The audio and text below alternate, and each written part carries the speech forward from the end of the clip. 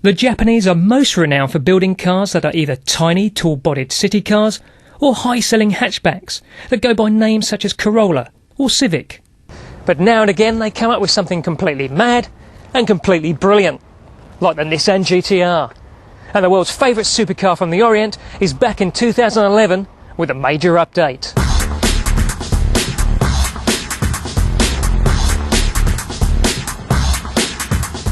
There's the same striking design that looks like metal origami, though this time the sharply creased sheet metal incorporates a slightly larger grille, new LED daytime running lights and revised bumpers front and rear. The cabin also gains some upgrades and extra equipment. But of course most of you will want to know about changes under the bonnet, of which there are plenty.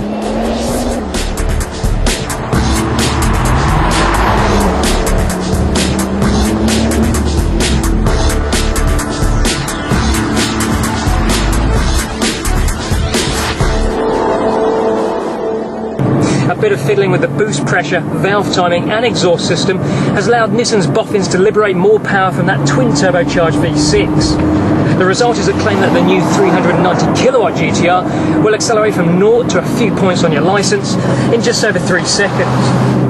Now we don't have a stopwatch with us, but my body clock is telling me that whether you're going in a straight line or around some corners, that the new GTR is noticeably quicker.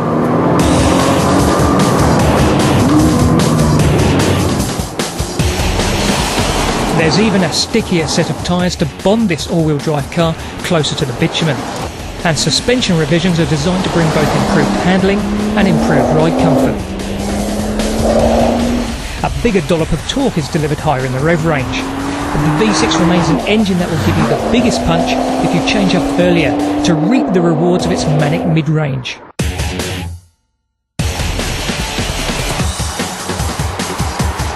Thankfully, something else that also hasn't changed is the GTR's relationship with the driver.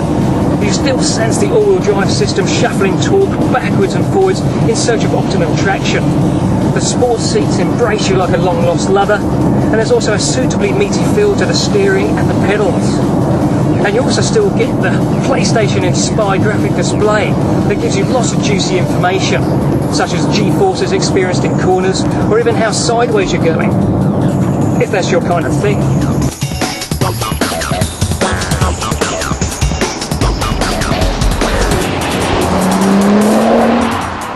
You don't need a decibel meter though to realise that GTR is still not a quiet car.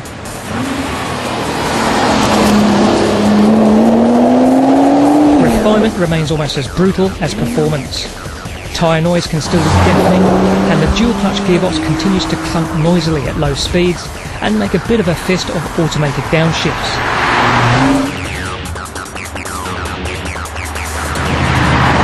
And while Nissan has introduced some semblance of suppleness to the ride, don't expect a relaxing cruiser, even on the freeway. The GTR's arch rival, the 911 Turbo, is simply a bit easier to live with on a daily basis. And the notably lighter Porsche also goes a bit easier on the fuel. But perspective, of course, is always important.